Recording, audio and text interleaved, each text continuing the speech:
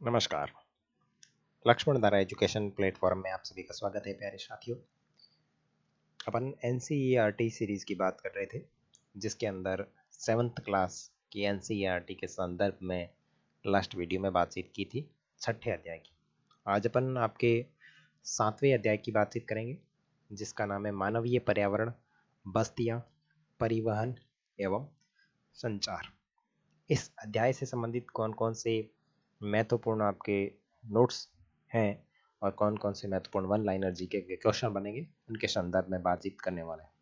अगर अभी तक आपने इस चैनल को सब्सक्राइब नहीं किया है तो प्लीज़ कृपया करके इसको सब्सक्राइब कर लें, साथ ही साथ बेल आइकन को भी प्रेस कर लें, ताकि आने वाली नई वीडियो के अपडेट आपको हाथों हाथ तुरंत मिल जाए।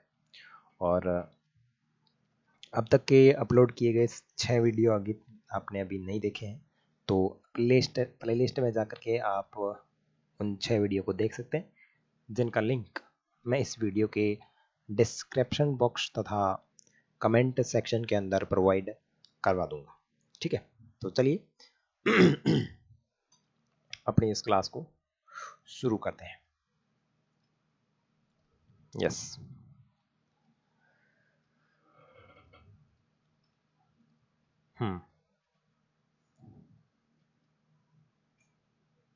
यस।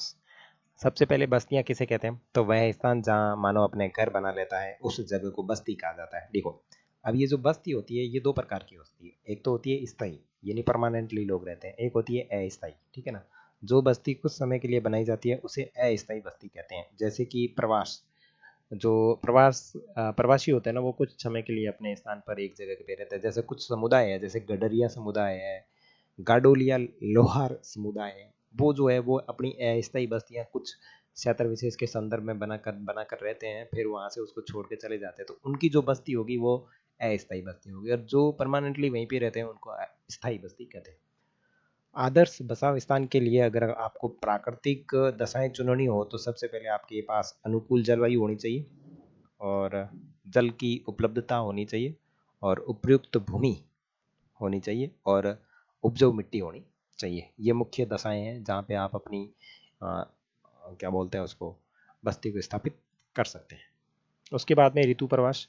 लोगों के मौसमी आवागमन को ऋतु प्रवास कहा जाता है। मौसमी आवागमन का मतलब है कि कुछ लोग ऐसे हैं जो मौसम के अनुसार अपने आवास स्थान बदलते रहते हैं, उसको बोलते हैं ऋतु प्रवास। भाई गर्मी के मौसम में कहीं और रहते हैं, सर्दी के मौसम में कहीं और रहते हैं। जैसे मैं अगर 1857 की क्रांति की बात करूं तो अंग्रेज़ों का ग्रीष्मकालीन मुख्यालय जो था आपका माउंट आबू था, और सर्दी में जो मुख्यालय रहता था वो रहता था इनका अजमेर वाले क्षेत्र में, नसीराबाद वाले क्षेत्र में। तो ये क्या हो गया, ये एक प्रकार का ऋतु प्रवास हो गया। तो वो गर्मी के मौसम में या माउंट आबू में बैठ जाते थे, क्योंकि वो थोड़ा ठंडा इलाका है, इसलिए। आगे बात करें, गांव के लोग शहर की तरफ क्यों आकर्षित होते हैं, इसके प्रमुख कारण है। देखो, पहला कारण है नौकरी, दूसरा कारण है रोजगार, तीसरा कारण है बेहतर शिक्षा, और चौथा कारण है स्वास्थ्य सुविधा बेहतर होती है, और पांचवा है विलासितापूर्ण जिंदगी जीने के लिए लोग आकर्षित होते हैं, इसलिए गांव को छोड़कर सिटी की तरफ आकर्षित होने लगे हैं लोग। उसके बाद में बस्तियों को दो विभिन्न भागों में विभाजित करते हैं। कौन सी बस्तियां? देखो, ग्रामीण और शहरी बस्ती। अब ये जो बस्ती होती है ना, इसको दो भाग में विभाजित करते हैं। एक तो ग्रामीण बस्ती और एक शहरी बस्ती। गांव का मतलब गांव वाला जट घर बना रहे बा ग्रामीण बस्ती होगी, और शहर वाला जट घर अपना महल बना रहे बा होगी शहरी बस्ती। गांव ग्रामीण बस्ती होती है जहां लोग कृषि, मत्स्य पालन और वानिकी, दस्तकारी, पशुपालन संबंधित कार्य करते हैं। ग्रामीण बस्ती जो होती है वो दो प्रकार की होती है। एक तो होती है सघन, और दूसरी होती है प्रकीर्ण। देखो, सघन बस्ती में घर पास पास होते हैं। अब ये जो सघन बस्ती होती है, ग्रामीण बस्ती का एक प्रकार है सघन बस्ती, इसमें सभी के घर जो होते हैं वो पास पास होते हैं। लेकिन जो प्रकीर्ण बस्ती है, इसमें घर जो होते हैं वो दूर दूर होते हैं।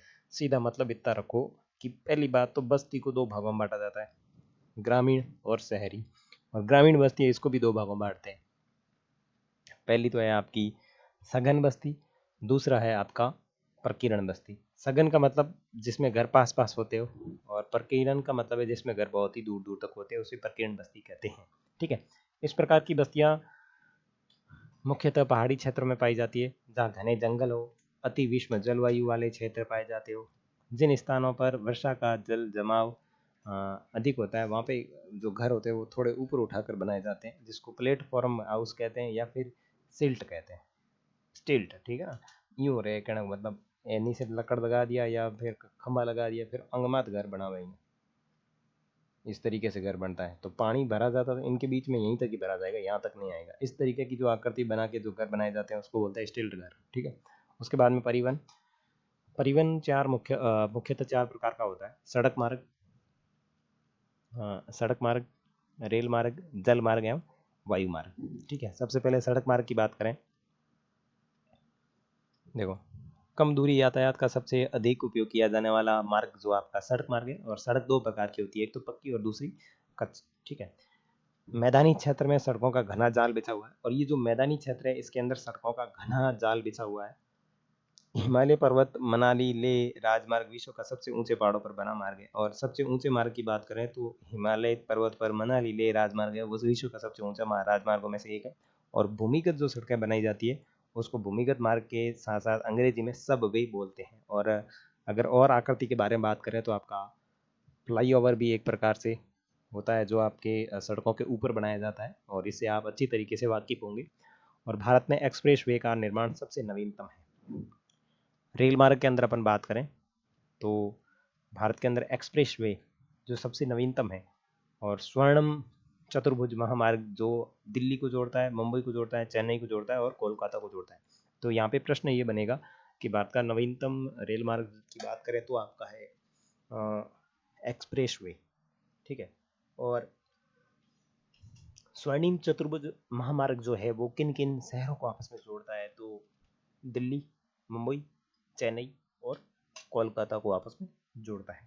उसके बाद में जाइनिंग से लहासा के बीच में चलने वाली रेलगाड़ी समुद्र तल से 4000 मीटर की ऊंचाई पर चलती है, और जिसका सबसे ऊंचा बिंदु समुद्र तल से 5072 मीटर ऊंचा है।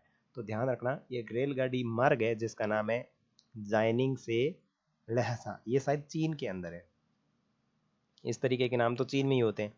तो जाइनिंग से लहसा के बीच में एक रेलगाड़ी चलती है, और वो समुद्र तल से वो जो उसकी पटड़ी बनी हुई होती है वो पटड़ी 4000 मीटर ऊंचाई पर चलती है। और इसका एक सबसे उच्चतम बिंदु यानी ऊंचा वाला बिंदु है जिसकी समुद्र तल से ऊंचाई है 5072 मीटर, ठीक है। उसके बाद में आगे बात करें, ट्रांस साइबेरियन विश्व का सबसे लंबा रेल मार्ग है। देखो ट्रांस साइबेरियन एक है जो विश्व का सबसे लंबा रेल मार्ग है, और जो पश्चिमी रूस यानी पूरे रूस में बहता है। पश्चिमी रूस के सेंट पीटर्सबर्ग से शुरू होता है और प्रशांत महासागर के तट पर स्थित व्लादिवोस्टक तक जाता है। तो ध्यान रखना कहाँ से, पीटर्सबर्ग से व्लादिवोस्टक तक जाता है, और ये विश्व का सबसे लंबा रेल मार्ग है। उसके बाद में जल मार्ग को दो भागों में बांटा जाता है, अंतर्देशीय जल मार्ग और समुद्री जल मार्ग। महत्वपूर्ण अंतर्देशीय जल मार्ग की बात करें, देखो अंतर्देशीय जल मार्ग का मतलब होता है जिसके अंदर एक ही देश के अंदर उसका व्यापार होता हो। जैसे आपके राजस्थान भारत में बात करें तो गंगा ब्रह्मपुत्र नदी तंत्र, ठीक है। और उत्तरी अमेरिका में ग्रेट लेक एवं अफ्रीका में नील नदी है। तो ये उत्तरी अमेरिका जो है उसके अंदर ग्रेट लेक है, और जो अपने छठे क्लास के अंदर नहीं 5वीं क्लास के अंदर जो 5वां अध्याय था उसके अंदर अपन ने देखा था एक मैप, उसके अंदर ये बताई हुई थी बिल्कुल। ग्रेट लेक एवं अफ्रीका में नील नदी है, तो इसके बारे में अपन पढ़ चुके। विश्व के कुछ महत्वपूर्ण पतन है, कौन कौन से पतन है, तो देखो एशिया के अंदर एक पतन है जिसका नाम है सिंगापुर। मुंबई, एशिया में दो पतन है, सिंगापुर और मुंबई। उत्तरी अमेरिका में न्यूयॉर्क, लॉस के अंदर एंजलिस, दक्षिण अमेरिका के अंदर रियो डी जेनेरियो जहाँ पे आपका पृथ्वी सम्मेलन हुआ था, अफ्रीका में डरबन एवं कैपटाउन, और ऑस्ट्रेलिया में बात करें तो सिडनी, और यूरोप में बात करें तो लंदन। ये आपके महत्वपूर्ण कुछ पतन है। अब आपके इस अध्याय में से जो अबसद के प्रश्न थे उनको ले लेते हैं। इनमें से कौन से संचार का साधन नहीं है, तो आपकी मेज साधन नहीं है। इनमें से कौन सा सड़क का भूमिगत नाम है, तो सबवे भूमिगत नाम है। किस द्वीप पर पहुंचने के लिए निम्न में से कौन सा यातायात का साधन उपयुक्त है, तो ये आपका होगा किसी द्वीप पर पहुंचना है तो रेलगाड़ी से नहीं पहुंच सकते, कार से नहीं पहुंच सकते, जहाज, और वो भी जहाज कौन सी, पानी वाली।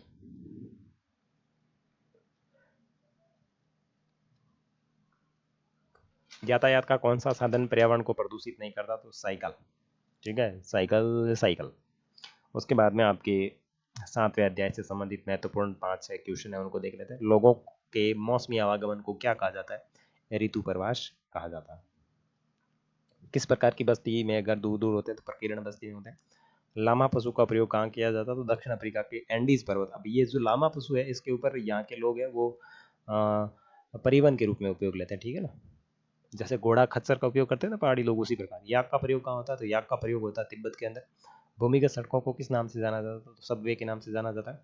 भारत का कौन सा सड़क मार्ग विश्व का सबसे ऊंचे सड़क मार्गों में से एक है? तो मनाली, ठीक है। और एशिया में सबसे बड़ा रेल मार्ग कहाँ का जाल कहाँ पे है? तो भारत के अंदर है, क्योंकि भारत जो है एक प्रकार से मैदानी क्षेत्र में स्थित होने के कारण, क्योंकि मैदानी क्षेत्र जो रेल मार्ग और सड़क मार्ग के लिए काफ़ी उपयुक्त माना जाता है, ठीक है। विश्व का सबसे लंबा रेल मार्ग कौन सा है? तो ट्रांस साइबेरियन रेल मार्ग है, जो पीटर्सबर्ग से लेके आपके वो कहाँ तक जाता है? पीटर्सबर्ग से लास्ट कौन थे? व्लादिवोस्टक तक, ठीक है ना। उसके बाद में अधिक दूरी व बड़े सामान को ढोने के लिए परिवहन का सबसे सस्ता साधन कौन सा है? तो जल मार्ग है, ठीक है ना। जल मार्ग में कई बार क्या है कि समुद्री लहरें के माध्यम से उसे ईंधन खर्च करने की जरूरत नहीं पड़ती है। तो ये थे आपके 7वें अध्याय से संबंधित महत्वपूर्ण नोट्स एंड जीके के प्रश्न। नेक्स्ट अध्याय के अंदर अपन बातचीत करेंगे आपके 8वें अध्याय की, जिसका नाम है मानव पर्यावरण अनिय क्रिया उष्णकटिबंधीय एवं उपोष्ण प्रदेश। उसके बाद में आपका एक नवा अध्याय रहेगा और उसके बाद में आपकी इसकी पीडीएफ जो है वो मेरी वेबसाइट पर अपलोड कर दी जाएगी। अगर चैनल के ऊपर नए हैं तो सब्सक्राइब करें और पुराने हैं तो कमेंट करें और साथ ही साथ अपने दोस्तों को शेयर भी जरूर करें। मिलेंगे 8वें अध्याय में, तब तक के लिए जय हिंद।